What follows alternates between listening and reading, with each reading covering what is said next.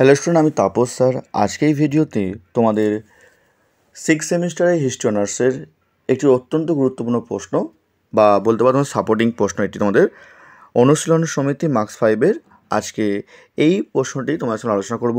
তাকে বোঝা এখনও চ্যানেলটিকে সাবস্ক্রাইব করোনি, অবশ্যই চ্যানেলটিকে সাবস্ক্রাইব করে রেখো এরকম ভিডিও সবার আগে পাওয়ার জন্য। তো দেখো, তোমাদের প্রথম প্যারা, বাংলায় বিপ্লবী জাতীয়তাবাদের সূচনা ঊনবিংশ শতকের 70-এর দশকে। এই সময় বাংলাদেশে গুপ্ত সমিতি গড়ে তোলার কাজ শুরু হয়। বাংলায় বিপ্লবী সমিতিগুলির মধ্যে অগ্রণী ছিল অনুশীলন সমিতি। ব্যারিস্টার প্রমথনাথ মিত্র বঙ্কিমচন্দ্রের অনুশীলন তত্ত্ব দ্বারা প্রভাবিত হয়ে তার সমিতির এমন নামকরণ করে। তরুণ বাঙালিদের নৈতিক শিক্ষার বিকাশ ও শারীরিক উন্নতি ঘটানোই ছিল এই অনুশীলন সমিতির প্রাথমিক কর্মসূচি। অনুশীলন সমিতির সভাপতি ও সহ-সভাপতি ছিলেন প্রমথনাথ মিত্র ও চিত্তরঞ্জন দাস। সম্পাদক ও কোষাধ্যক্ষ পদে বসেন সতীশচন্দ্র বসু ও সুরেন্দ্রনাথ ঠাকুর। বরদায় চাকরিরত অরবিন্দ ঘোষ প্রথম থেকেই অনুশীলন সমিতির সাথে যুক্ত ছিলেন। অরবিন্দ মেদিনীপুরে এসে হেমচন্দ্র, সত্যেন বসু প্রমুখকে বিপ্লবী আদর্শে দীক্ষা দিয়েছেন। নেক্সট প্যারা, এই সময় ভগিনী নিবেদিতা গায়কোয়াড়ের আমন্ত্রণে বরোদায় গিয়ে অরবিন্দ ঘোষের সঙ্গে সাক্ষাৎ করেন। তিনি বাংলায় গুপ্ত সমিতিগুলির মধ্যে সমন্বয় গড়ে তোলার জন্য অরবিন্দ ঘোষকে কলকাতায় যাওয়ার অনুরোধ করেন। অরবিন্দ ঘোষ নিবেদিতার আহ্বানে বরোদা কলেজের উপাধ্যক্ষের পদ ত্যাগ করে স্থায়ীভাবে কলকাতায় চলে আসেন। নেক্সট প্যারা, অনুশীলন সমিতি গঠনের সময় সুনির্দিষ্টভাবে সন্ত্রাসমূলক কাজের কোনো কর্মসূচি ছিল না। এখানে মূলত শারীরিক শক্তি বৃদ্ধির জন্য ব্যায়াম, লাঠি খেলা এবং নৈতিক শিক্ষা দেওয়া হতো।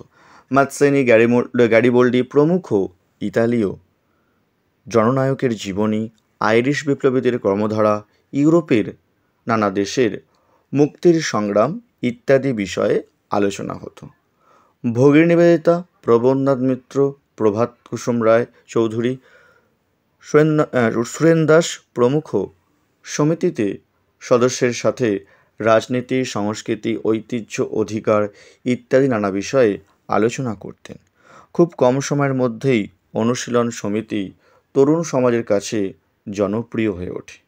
কলকাতা ও পশ্চিমবাংলার নানা অঞ্চলে অনুশীলন সমিতির কর্মকাণ্ড প্রসারিত হয়। ঢাকায় অনুশীলন সমিতির খুব শীঘ্রই পূর্ববঙ্গের ও আসামে 500 শাখা প্রতিষ্ঠিত করতে সক্ষম হয়। আসবো পরের প্যারা। অনুশীলন সমিতির একটি সুবিন্যস্ত সাংগঠনিক কাঠামো ছিল। সাধারণভাবে জাতীয়তাবাদী সৎ চরিত্র যে কোনো যুবা তরুণের প্রাথমিক সদস্য পদ নিতেই পারত। এই জন্য তাদের নানা পর্যায়ে প্রতিজ্ঞা গ্রহণ করতে হতো। প্রতিজ্ঞা গ্রহণের মাধ্যমে সদস্যদের নানা অঙ্গীকার করতে হতো, যেমন সমিতি থেকে বিচ্ছিন্ন না হওয়া, সর্বদা সমিতির আদর্শ ও কর্মকর্তাদের নির্দেশ মান্য করা, সমিতির গোপনীয়তা রক্ষা করা ইত্যাদি। চূড়ান্ত ছিল মূলত আত্মত্যাগের অস্বীকার, যেমন আত্মীয় পরিজনের মোহে পড়ে সমিতির কর্ম থেকে বিচ্যুত না হওয়া, বিশ্বাস ভঙ্গকারী সহকর্মীকে শাস্তি দিতে দ্বিধা না করা ইত্যাদি। তবে প্রতিষ্ঠার কয়েক বছরের মধ্যেই অনুশীলন সমিতিতে মতভেদ দেখা যায়। মূলত দুটি কারণে এই মতভেদের সূচনা, একটি ব্যক্তিগত এবং অন্যটি আদর্শগত মতভেদ। ব্যক্তিগত কারণ হলো যতীন্দ্রনাথ বন্দ্যোপাধ্যায়ের সাথে প্রমথনাথ মিত্রের মতভেদ সাংগঠনিক কাজকে কেন্দ্র করে। পরে বারীন ঘোষের সাথেও যতীন্দ্রনাথের মতান্তর দেখা যায়, ফলে যতীন্দ্রনাথ দল ও বাংলা ছেড়ে চলে যান। এই সময় অরবিন্দ ঘোষ কলকাতায় চলে আসেন। এভাবেই অনুশীলন সমিতিগুলি পৃথক পৃথক দলের বিভক্ত হয়ে যায়। তবে পৃথক সংগঠন হলেও আন্দোলন চালানোর ক্ষেত্রে এদের সম্পর্ক ছিল সহায়কের। তো এই ছিল তোমাদের অনুশীলন সমিতির যে প্রশ্নটির উত্তর আলোচনা করলাম। যদি ভিডিওটি ভালো লাগে অবশ্যই লাইক করে দিও, আর তোমরা কোন ধরনের ভিডিও চাইছো অবশ্যই কমেন্ট করে জানিও। আমি চেষ্টা করবো তোমাদের জন্য সেই ধরনের ভিডিও সবার আগে আনার। তার সময় তো এইটুকুই।